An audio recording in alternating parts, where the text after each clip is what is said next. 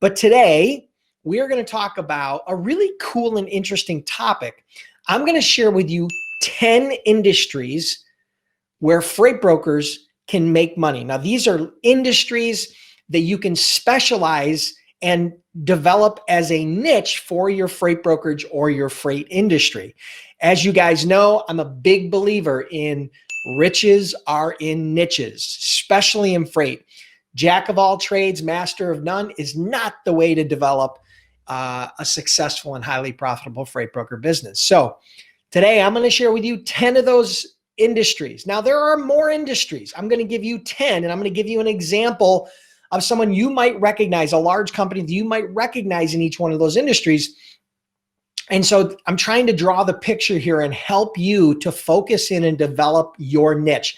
Now, if you're a new broker, this is going to be really, really important. If you're a new broker, a new agent, you're definitely going to want to develop your freight niche. Now, industries is one way to develop that niche. There are other ways as well, but I'm not going to dive into that today. If you're already an established broker or an established agent, these industries may be an opportunity for you to add another niche to your existing business. Because again, just because riches are in niches doesn't mean that you only do business in one niche. It just means that when you're first starting out, you start out with one niche, and then maybe later on after you develop that niche out, it'll evolve into two niches or two different industries. And then by the time that, just so you know, and I did a quick inventory, the list of industries that I'm going to share with you today, my brokerage did business in all of those industries. And as a matter of fact, I know that every one of those industries, we did multiple seven figures in each one of these industries. By the end of the time we did business, by the end, when I sold my business in 2016, we were doing over $80 million in sales. And each one of these industries was a multi-seven-figure industry, okay, for us, right? So without further ado, let's dive into the list. And then at the end, but let's do a quick run through of the list. I wrote the list down here so that I wouldn't forget anything. And so here we go. And these are not in any discernible order, but I'm going to share with you 10 industries that every freight broker needs to know because they are a great place and a great opportunity for them to make money. All right. The first on the list is the construction equipment industry, right? So these are manufacturers and distributors of construction equipment.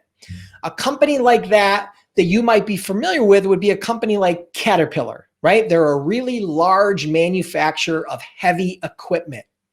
So heavy equipment is a very specialized niche in the freight brokerage, transportation, logistics world. It takes specialized knowledge, but can be highly, highly profitable. So construction equipment is a great niche to pursue and a great industry. Number two is food and beverage. Now, you know as well as I do, there are hundreds of millions of Americans, and there are billions of people worldwide. And one thing we all have in common, okay, obviously not politics or religion, but one thing we all have in common is we all consume food and beverages, right? So we eat and we drink daily, right? Even in some of the poorest areas of the country, they consume, or the world, they consume food, and not as much as they should. And I'd love to obviously help with world hunger and have tried to help some of that with charitable donations. But ultimately, everybody needs to consume food and beverages. So that's a huge industry with tons of opportunity. An example of a company that we used to do business with on a large scale was a company called Nestle. You guys have probably heard of them. They're a large conglomerate. They have tons of food and beverage products and brands that they do business with. Now, I'm not telling you right now that these are the companies you should rush out to try to prospect. You may or may not want to do that. These are large companies that I'm giving you examples of so that you understand the industry that I'm describing, okay? So I'm not saying that these are leads, although you could potentially reach out to any of the people that I'm going to give you today, but I want you to focus in more on the industries. The first one was construction equipment. The second one was food and beverage, okay? The third one is lumber, right? One thing about our population is it continues to expand, and as we build, wood is needed, right? Even in, buildings that are developed with steel and with stone and with brick. They still have wood as a part of the infrastructure. It's part of the interior, whether that be housing, consumer housing, or whether that be commercial building. Lumber is an important commodity. It's a important product in our community and around the world. So lumber, a company that you might be familiar with and we did business with was Weyerhaeuser. It's a large company that does lumber. Okay, so they are a large provider of lumber. So that's an example of another industry. So we have construction, we have food and beverage. Now we have lumber. That's 3. Number 4 is the steel industry, right? So the steel industry is a very popular industry when it comes to freight and logistics. It takes a little bit of specialized knowledge. Typically, most steel runs on some sort of a flatbed or some sort of specialized equipment. An example of a large company in that industry is Nippon Steel, Nippon, Nippon Steel. So they're a large manufacturer, producer of steel. So that's another great industry, is the steel industry. All right. The auto industry, right? We've all know how big the auto industry is in the United States and even in Europe and Australia and China. But ultimately, the auto industry is a huge niche and a huge industry where freight brokers and logistics companies can do very, very well. Examples of auto companies, obviously the large ones are like GM and Ford and Tesla and the companies that we all know and love. But then there's a whole bunch of not just auto manufacturers, but automotive product creators, developers, manufacturers, and suppliers, right, that go into that auto industry as well. Chemicals, that's the next one. The chemical industry, good or bad, chemicals are a part of our world. It's just the way it is. Chemicals in all kinds of different facets. Sometimes chemicals go into manufacturing, sometimes they go into foods, sometimes they go into the ground, and they go into agriculture. There's tons of chemical companies out there. An example of a large chemical company you're probably familiar with is DuPont, right? So DuPont would be an example of a large chemical company, and chemicals can be a great niche. Now, some of them are hazardous and would require hazmat, specific type of shipping, and some are not, right? Not all chemicals are hazardous, right? So you have to understand that. That'd be some additional research you would want to do. All right, the next industry, which is a huge industry, is the oil and gas industry. All right, so oil and gas is a huge industry. An example of a large company that does a lot of drilling, oil and gas drilling, is Precision Drilling, the Precision Drilling Company.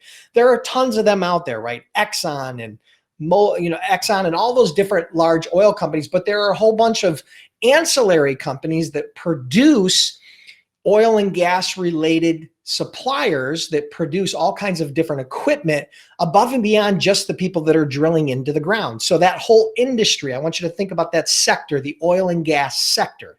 Okay. The next one is building supplies. We talked about lumber, but building supplies is a little bit different. So a company like GAF or Saint-Gobain, company that, for example, maybe they do shingles, or maybe they do,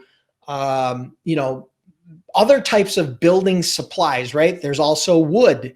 There's also all kinds of building supplies. Imagine walking into, like a Home Depot and all the building supplies you see there, right? All of those manufacturers that are producing those products are potential shippers, right? That's in the building supply industry. So an example would be Saint-Gobain, right? They make shingles that go on roofs. They make siding. They sell and distribute lumber and do all that sort of stuff. So that's a big industry. Building supplies is a huge industry.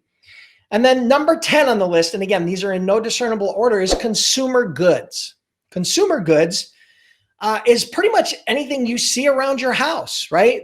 It could include, consumer goods could be almost anything, right? In your house. A big producer of consumer goods is Unilever, right? Unilever is a huge conglomerate that has all kinds of different products and brands that they distribute and manufacture and make. Some of them are food related. You've got ice cream and different food that Unilever's involved in, but you also have consumer goods. For example, like a perfect example would be like shampoo or soap or things like that nature, right? Things of that nature. Those are consumer Those are consumer goods, right? So those are 10 industries, and I'm going to read them through really quickly. Construction equipment, food and beverage, lumber, steel, auto, chemical, oil and gas.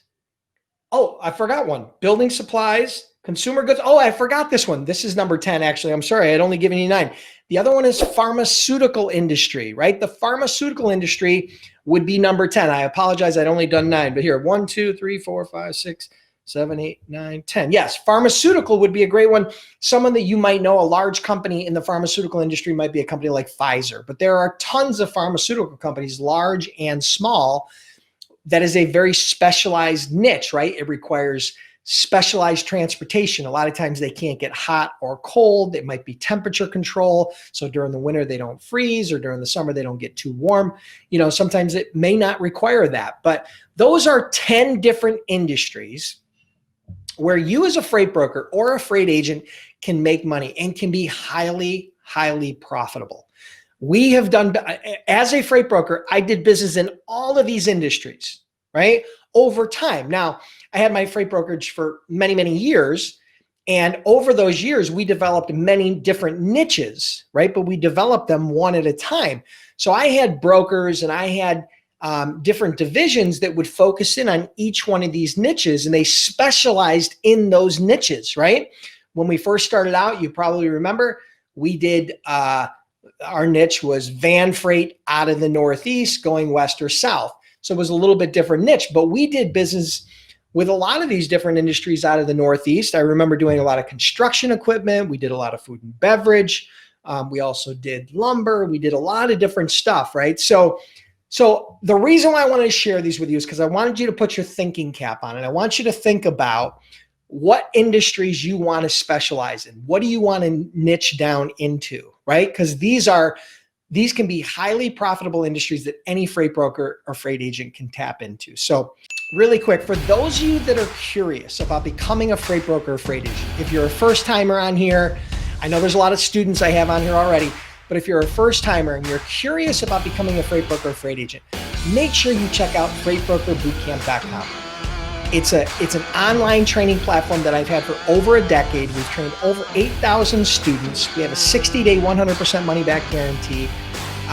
You know, the reviews are amazing. We've got hundreds and hundreds of reviews from happy students. And again, we offer a 60-day, 100% money back guarantee. If you guys are curious about becoming a freight broker or a freight agent, it will walk you through the step-by-step and everything you need to go know, not only to get your authority and set up your office, but how to find your niche, posting loads, searching load boards, sales, marketing. It covers the whole gambit of what you need in order to get up and operational as a freight broker or freight agent very quickly, very cost effectively. So I hope you guys take an opportunity to check that out at freightbrokerbootcamp.com.